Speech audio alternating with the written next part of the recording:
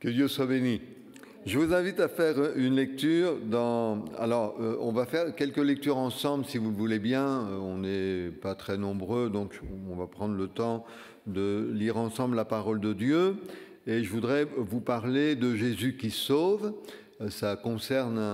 C'est un message aussi bien pour les personnes qui ne connaissent pas le Seigneur que pour celles qui connaissent le Seigneur. Parce que celles qui connaissent le Seigneur ont l'avantage d'être sauvées et donc elles peuvent rendre témoignage du salut qui est entré dans leur vie. Et on va donc faire quelques lectures ensemble au cours de cette méditation non pas sur le salut, mais sur le fait, vous allez dire, ça revient au même, mais comprenez bien ce que je veux dire, sur le verbe « sauver » qu'on retrouve plusieurs fois dans l'Écriture, dans l'Ancien Testament, dans le Nouveau Testament, et donc on va partager ça ensemble. Luc chapitre 2, Évangile selon Luc chapitre 2, et nous lisons à partir du verset 8. Il y avait dans cette même contrée des bergers qui passaient dans les champs à l'éveil de la nuit pour garder leurs troupeaux. Et voici un ange du Seigneur leur apparut, et la gloire du Seigneur resplendit autour d'eux. Ils furent saisis d'une grande frayeur, mais l'ange leur dit « Ne craignez point, car je vous annonce une bonne nouvelle, qui sera pour tout le peuple le sujet d'une grande joie. C'est qu'aujourd'hui, dans la ville de David, il vous est né un sauveur qui est le Christ, le Seigneur. Et voici à quel signe vous le reconnaîtrez. Vous trouverez un enfant emmailloté et couché dans une crèche. » Et la Bible ajoute « Et soudain il se joignit à l'ange une multitude de l'armée céleste, louant Dieu et disant gloire à Dieu dans les lieux très hauts et paix sur la terre parmi les hommes qui l'agréent. » Il y a dans ce texte, vous l'avez noté certainement avec moi dans la lecture, le mot « sauveur » qui définit ce que Jésus est venu accomplir pour nous sur la terre et surtout sur la croix, puisque Jésus est sauveur sur la croix lorsque nous reconnaissons ou lorsque nous avons reconnu que nous avions besoin d'être sauvés de quelque chose. Vous savez, quand on emploie le verbe « sauver », c'est la preuve qu'on a besoin d'être sauvé de quelque chose. Et en l'occurrence, dans le langage biblique, nous avons besoin d'être sauvés de nos péchés, de nos iniquités, et c'est ce que Jésus est venu accomplir pour nous.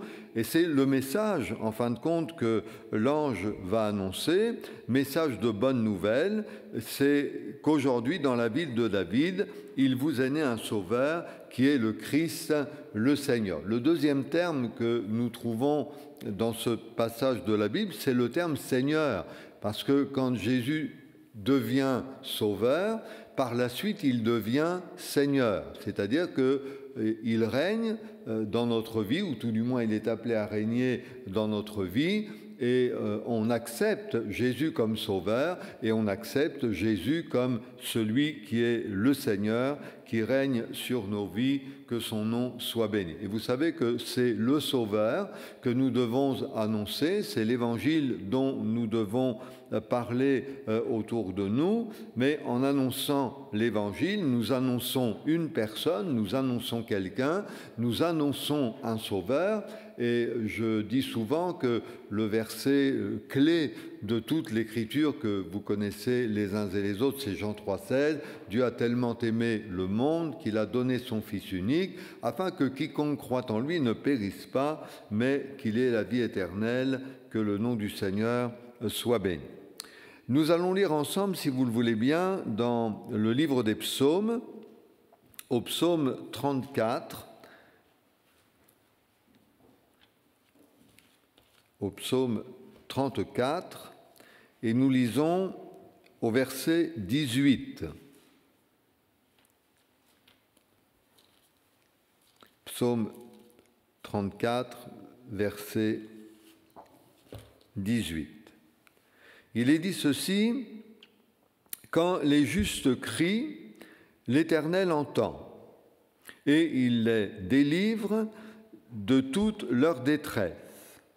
L'Éternel est près de ceux qui ont le cœur brisé, et il sauve ceux qui ont l'esprit dans l'abattement. Le malheur atteint souvent le juste, mais l'Éternel l'en délivre toujours. Que Dieu soit béni. Dans ce psaume, vous trouvez plusieurs fois le même verbe, le verbe sauver. On a lu ici, l'Éternel est près de ceux qui ont le cœur brisé et il sauve ceux qui ont l'esprit dans l'abattement. On va revenir à ce verset-là. Mais vous trouvez ce verset aussi un petit peu avant, ne cherchez pas, quand il est dit, je l'avais tout à l'heure, là je l'ai perdu, mais en tout cas on retrouve le verbe sauver dans ce passage du livre des psaumes. J'ai dit tout à l'heure qu'on le trouve en fin de compte dans toute la Bible, parce que même dans l'Ancien Testament, Dieu est présenté comme un Dieu sauveur. Et il y a bien des épisodes de la vie de l'Ancien Testament qui montrent que souvent, avec régularité, Dieu a sauvé son peuple. Et le verbe sauver prend une autre dimension, il est plus ou moins dit, lorsque nous parlons de Jésus, de la croix du Calvaire, c'est vraiment le sauveur dont nous avons besoin. Alors, j'ai dit que la première chose dont nous avons besoin d'être sauvés, ce sont nos péchés. Mais peut-être qu'on pourrait ajouter qu'il y a d'autres choses dans la vie dont nous avons besoin aussi d'être sauvés. Et ici, il y en a une qui est mentionnée particulièrement, quand il est dit « Il sauve ceux qui ont l'esprit dans l'abattement ». Et donc, dans le mot « abattement », qui révèle une condition que nous pouvons vivre les uns et les autres, même si ça ne se voit pas extérieurement, ça peut être le cas intérieurement, eh bien la Bible dit « Il sauve ceux qui ont l'esprit dans l'abattement ». J'ajoute concernant ce verset que nous avons lu quand les justes crient, l'Éternel entend. Donc permettez-moi de paraphraser un peu en disant que Dieu entend le cri de ceux qui ont l'esprit dans l'abattement. Personne, moi je connais personne qui aime avoir l'esprit dans l'abattement, c'est-à-dire être abattu pour une raison ou pour une autre, parce que là encore on pourrait multiplier les raisons, on pourrait donner 1001 raisons de ce pourquoi on est abattu, ou comme on le dit un petit peu couramment, on n'est pas bien dans sa peau, on ne se sent pas bien, on n'a pas de dynamisme, on n'a pas de joie, on n'a pas de paix, et tout ça on peut le résumer dans le mot abattement, et dire, eh bien oui, moi je me reconnais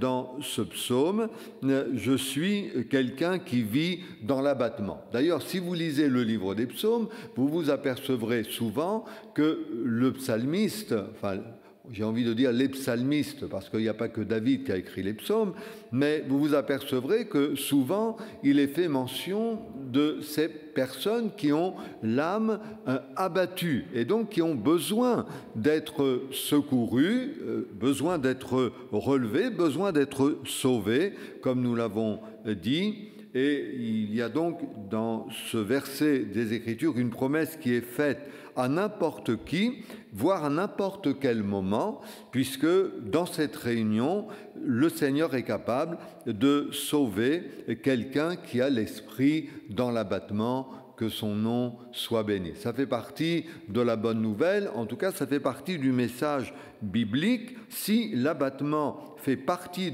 de notre quotidien, eh bien il faut savoir que Dieu peut nous en sauver, que son nom soit béni. Moi, j'aime bien lire dans ma Bible « Le malheur atteint souvent le juste, mais l'Éternel l'en délivre toujours ». C'est sans doute... vous savez, il y a certains versets bibliques, on ne les comprend que quand on les a vécus. On ne peut pas les comprendre autrement. On est heureux de les lire, on est heureux de le savoir. On dit, mais voilà, ah oui, gloire à Dieu, vraiment heureux de savoir que le Seigneur sauve ceux qui ont l'esprit dans l'abattement. Mais en fin de compte, on les réalise vraiment quand on les expérimente, quand on les vit. Et je suis persuadé que les uns et les autres, nous avons à un moment donné de notre vie vécu ce verset, il sauve ceux qui ont l'esprit dans l'abattement. La Bible dit ailleurs, je l'ai là sous les yeux, c'est le verset que je cherchais tout à l'heure, « Quand un malheureux crie, l'Éternel entend, et il le sauve de toutes ses détresses. » Donc on sait pourquoi le malheureux crie. Déjà, vous savez, je fais souvent le parallèle avec le mot malheureux, je le coupe en deux, et je mets d'un côté le mot heureux et de l'autre côté le mot mal. Vous mettez les deux, ça fait malheureux. Quelqu'un qui n'est plus heureux, quelqu'un qui n'est pas ou qui n'est plus heureux pour quelque raison que ce soit. Et cette personne, elle a quand même le privilège de pouvoir crier au Seigneur, parce que la Bible ne nous demande pas de rester dans notre abattement, elle ne nous demande pas de rester dans notre tourment, dans notre malheur, mais elle nous donne la solution un petit peu en disant, eh bien voilà, quand un malheureux crie, s'il veut bien crier, s'il veut bien faire connaître son malheur au Seigneur, quand un malheureux crie, l'Éternel l'entend et il le sauve de toutes ses détresses.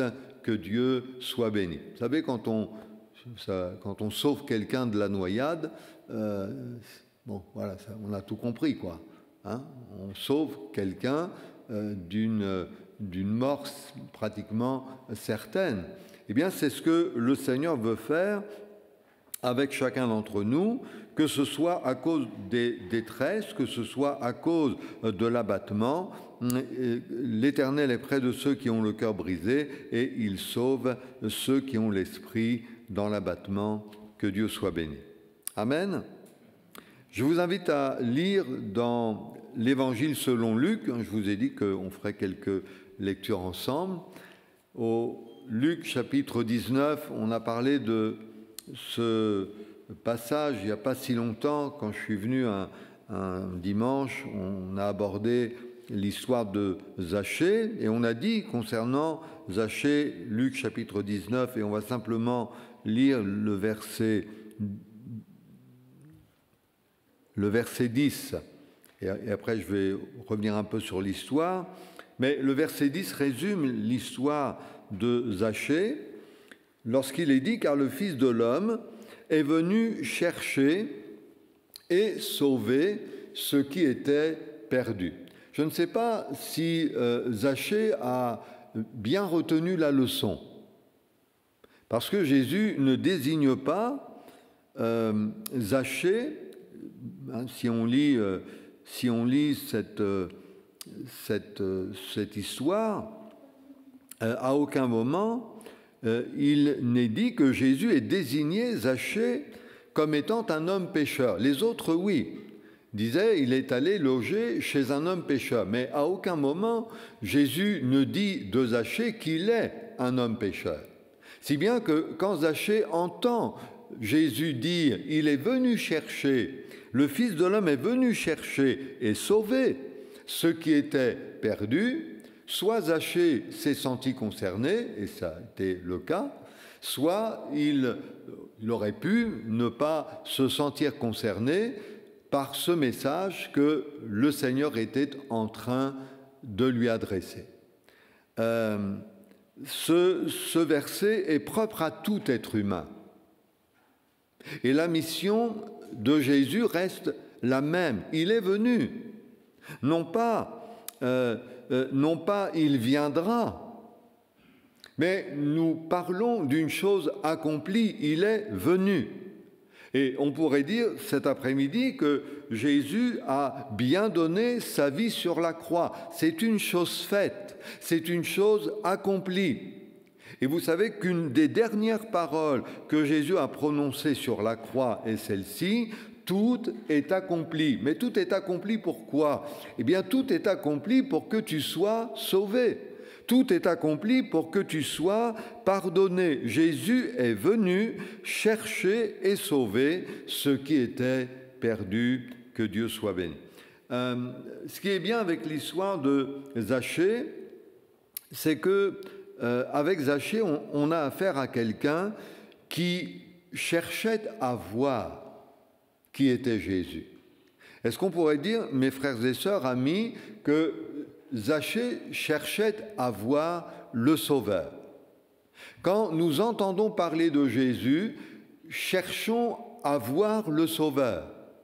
Cherchons à discerner ce que Dieu a voulu faire en donnant son Fils à la croix du Calvaire. La mort de Jésus n'est pas un accident. La mort de Jésus n'est pas quelque chose qui devait se passer parce que les êtres humains voulaient qu'il meure. Non, la mort de Jésus était dans le programme de Dieu parce que la mort de Jésus et la résurrection de Jésus sont le plan de Dieu pour le salut de l'humanité. Et on a dit, et moi je suis à 200% d'accord avec ça, c'est que quand Jésus dit « le Fils de l'homme est venu chercher et sauver ceux qui étaient perdus », on a dit que Jésus parlait toujours par anticipation de la croix. Donc, quand il dit de Zachée qu'il est venu chercher et sauver ce qui était perdu, bien Zachée, il a été comme vous et moi, il a bien été sauvé et pardonné de ses péchés. Donc, parce que Jésus savait qu'il allait mourir sur la croix, il pouvait dire avant la croix qu'il était venu chercher et sauver ceux qui étaient perdus. C'est encore peut-être plus vrai pour nous cet après-midi de dire mais c'est vrai, le Seigneur est venu chercher et sauver ceux qui étaient perdus, et vous savez comme moi que la Bible dit qu'il n'y a pas un juste, pas même un seul, tous ont péché et sont privés de la gloire de Dieu. Je peux dire de mon voisin, de ma voisine, qu'elle a besoin ou qu'il a besoin d'être sauvé, mais est-ce que je suis capable de le dire de moi-même? Est-ce que je peux prendre conscience que si les autres ont besoin d'être sauvés, j'ai aussi besoin d'être sauvé? Si les autres ont besoin de pardon, j'ai aussi besoin de pardon. Si les autres ont besoin d'être réconciliés avec Dieu, j'ai aussi besoin d'être réconcilié avec le Seigneur. Et pour ce faire, il fallait que Jésus vienne et qu'il accomplisse pour moi ce qu'il a fait sur la croix du Calvaire. Que Dieu soit béni.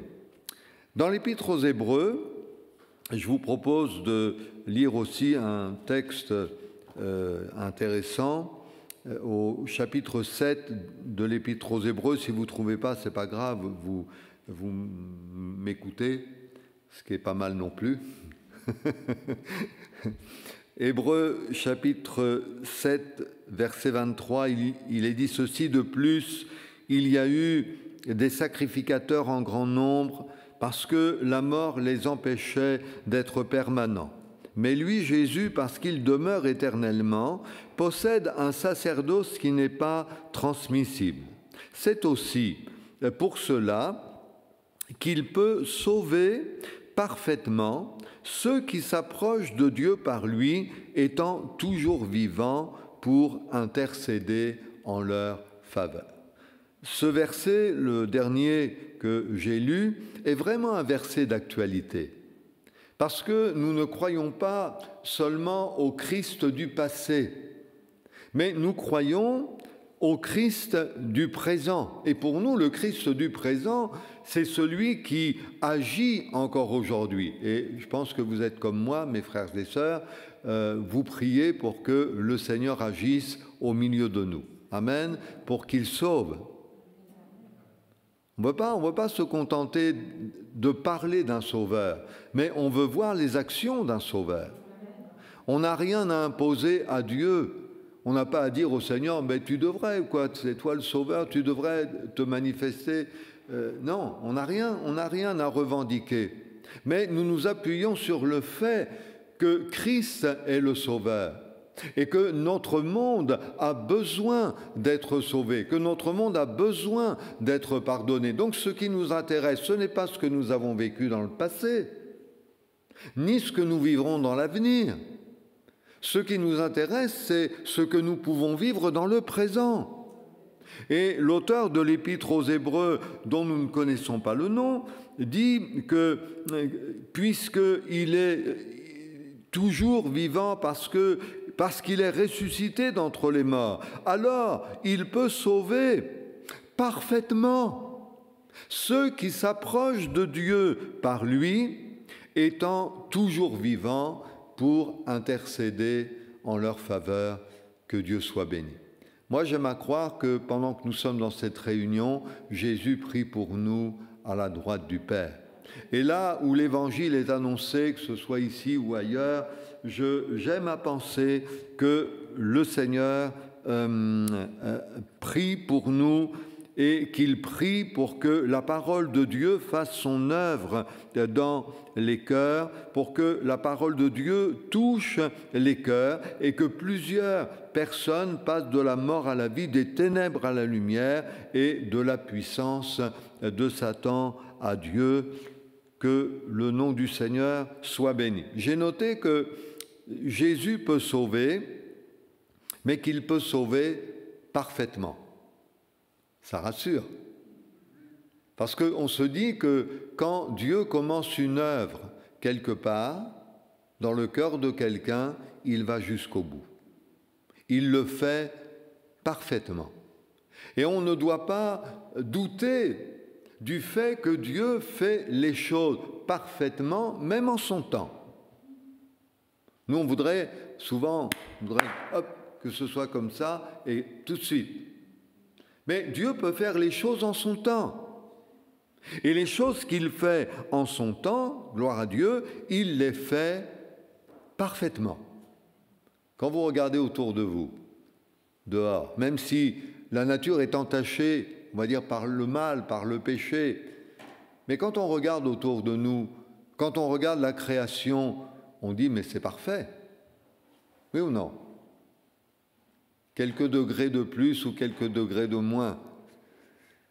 En Normandie ou ailleurs, on dit mais ce qu'il y a autour de nous, c'est parfait. Ce que Dieu a fait est parfait. Quand vous vous regardez, est-ce que ça vous arrive de vous regarder dans la glace le matin, les yeux ébouriffés, la tête, les cheveux ébouriffés? Qu'est-ce que disait le psalmiste? Il disait, je te loue de ce que je suis une créature si merveilleuse. Moi, je me le dis tous les matins, devant la glace. Oui, ma femme ne me le dit pas, donc moi, je me le dis. Ce que Dieu fait, il le fait parfaitement. Quelquefois, on prie pour que les gens changent, mais on doit croire que Dieu va le faire et qu'il va le faire d'une manière parfaite. On prie pour que tel ou un tel vienne à la connaissance du salut et on se dit, mais Dieu ne pourra jamais changer une personne comme ça. Ce que Dieu fait est parfait. Si on avait rencontré Saul de Tarse, on aurait dit, mais jamais, jamais le Seigneur pourra changer un garçon comme ça. Jamais. Il est tellement violent, il est tellement méchant, il ne pourra jamais changer le cœur de cet homme-là. Et puis sur le chemin de Damas, Dieu va faire quelque chose que personne d'autre ne pouvait faire et il va le faire parfaitement. Que son nom soit béni. Amen. Ça laisse de l'espoir pour les plus grands pécheurs, ça laisse de l'espoir pour les gens les plus durs, ça laisse de l'espoir pour les sujets de prière non exaucés, pour les bénédictions, les grâces que nous attendons, ça laisse de l'espoir pour ceux qui prêchent l'Évangile, pour ceux qui annoncent Christ crucifié et ressuscité. Ça laisse de l'espoir en disant que ce que Dieu fait, il le fait parfaitement. Et béni soit Dieu, il sauve parfaitement, que son nom soit béni. Et puis un dernier texte, ça va, vous me suivez encore? Oui.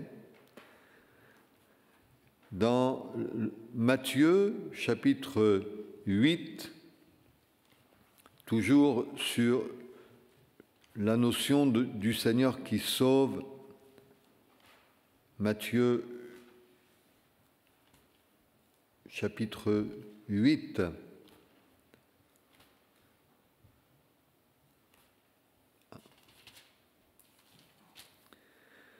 Verset 25. verset 23. Matthieu 8, verset 23. Jésus monta dans la barque et ses disciples le suivirent.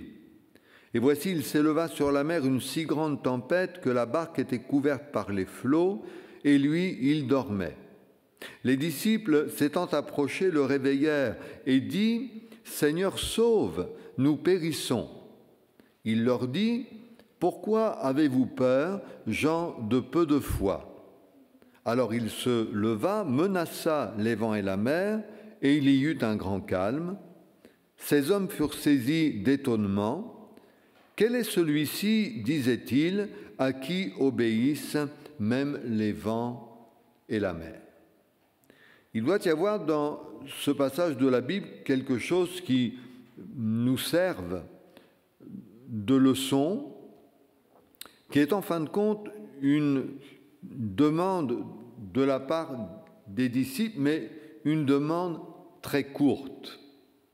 C'est vrai qu'elle n'était pas empreinte de foi. Jésus va faire remarquer aux disciples l'absence sans doute de leur foi, même au sein de la tempête. Mais néanmoins, on ne peut pas leur reprocher à ces garçons-là d'avoir eu recours au Seigneur pour qu'il les tire d'un mauvais pas. Et ils vont dire simplement ceci, nous l'avons lu ensemble, « Seigneur, sauve, nous périssons ». Donc là, il n'y a pas, pour eux, humainement parlant, il n'y a pas d'exagération. Je ne vais pas contredire ce que dit le Seigneur, hein, vous l'avez compris, mais il n'y a pas d'exagération, puisque l'Écriture dit « Il s'éleva sur la mer une si grande tempête que la barque était couverte par les flots. » Moi, je ne vous souhaite pas de prendre le bateau et de faire la même expérience parce que vous diriez exactement la même chose. Peut-être qu'on serait pire qu'eux en disant « mais on va tous y passer » et qu'on n'aurait même pas le réflexe de dire « Seigneur, viens nous secourir, sauve-nous ». Tandis que les disciples ont eu ce bon réflexe de s'adresser à celui qui pouvait les sauver au moment de la difficulté. Je voudrais dire ceci. Lorsque nous traversons des difficultés, nous essayons souvent de les résoudre par nous-mêmes. Et on n'a pas tort en soi. Mais avons-nous pensé à dire au Seigneur dans notre difficulté, « Seigneur, sauve-nous ». À un moment donné, le psalmiste qui va se trouver dans la difficulté va dire « Quand j'ai réfléchi à ces choses, la difficulté fut grande à mes yeux. » Et on est tous d'accord avec ça pour dire il y a des difficultés qui sont grandes à nos yeux et on ne sait pas par quel bout les prendre pour les régler. Parce que les disciples n'avaient aucun pouvoir ni sur le vent, ni sur les vagues. Aujourd'hui, on parle beaucoup du climat. Et on voit tout ce que les tempêtes peuvent engendrer comme dégâts. Et personne ne sait vraiment quoi faire devant les tempêtes. Alors on met des rustines un petit peu partout, comme ça on essaie de trouver des solutions. Mais personne, en fin de compte, ne contrôle ces choses-là, parce que ce sont des choses qui ne se contrôlent pas. Et les disciples savaient qu'ils ne pouvaient pas ni contrôler la mer, ni contrôler la force du vent, ni contrôler les vagues. Ils n'avaient aucun pouvoir. Et parce qu'ils n'avaient aucun pouvoir, alors ils vont faire la seule chose raisonnable qui soit. Sauve, Seigneur, sauve, on pourrait dire sauve-nous, car nous périssons. Et même si le Seigneur va leur reprocher leur manque de foi, eh bien, notons quand même que Jésus se leva, menaça les vents et la mer, et il y eut un grand... Comme là, quoi. Un grand calme. Voilà. Il y eut un grand calme. On dit souvent le calme après la tempête. Et peut-être que dans notre vie, et je suis sûr qu'on traverse tous des moments comme ça, des moments de tempête. Mais moi, je vous souhaite de traverser des moments de calme. Le calme après la tempête. Ça aussi, c'est possible. On traverse un temps de tempête, Jésus avait dit, ils avaient emmené non pas pour qu'ils subissent et qu'ils meurent dans la tempête. Il les avait emmenés pour qu'ils traversent la tempête, mais qu'ils arrivent au bon endroit. Jésus n'a pas été surpris par la tempête, les disciples l'ont été. Aujourd'hui, dans la société dans laquelle nous vivons, avec les informations que nous entendons, on se dit mais on est en pleine tempête. Et on ne peut pas contrôler, on dit mais qu'est-ce qui va se passer demain? Mais Jésus contrôle la tempête. Il se leva, menaça les vents et la mer, et gloire à Dieu, il y eut un grand calme.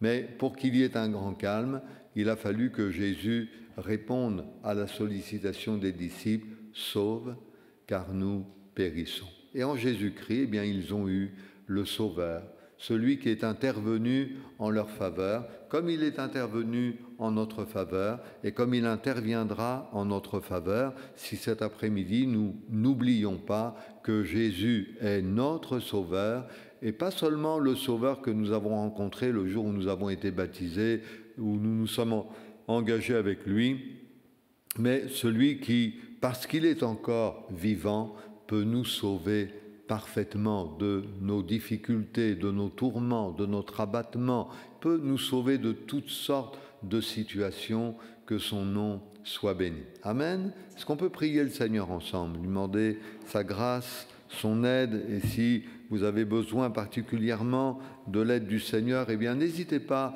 à dire au Seigneur, Seigneur, sauve-moi de mon abattement, sauve-moi de telle ou telle situation, sauve-moi de mes craintes, Seigneur, sauve-moi de mes appréhensions, sauve-moi de ma maladie, sauve-moi de telle ou telle chose. Je veux me confier dans le Dieu qui est le Dieu sauveur. Et on a lu en introduction, je vous annonce une bonne nouvelle, c'est qu'aujourd'hui il vous est né un sauveur qui est le Christ, le Seigneur. Gloire à Dieu. Seigneur, merci parce que tu veux nous rappeler en effet que tu es celui qui sauve. Non seulement tu sauves ceux qui ne t'appartiennent pas, mais tu sauves aussi de situations ceux et celles qui se confient en toi. Et nous voulons être de cela aujourd'hui. Dans cette réunion, nous voulons invoquer le nom de celui qui sauve, de celui qui sauve parfaitement. Et nous disons à toi soit la gloire, l'honneur, la louange. Voulons vraiment nous attendre à ce que tu sauves encore autour de nous des hommes, des femmes, des jeunes hommes, des jeunes filles que tu attires à toi. Seigneur, nous prions pour que tu nous aides à placer notre confiance en toi, en celui qui sauve encore aujourd'hui. Tu es le même hier, aujourd'hui et éternellement, et nous te bénissons pour cela, notre Père, et nous disons à toi seul toute la gloire dans le nom de Jésus-Christ, notre Sauveur. Amen. Que Dieu soit béni.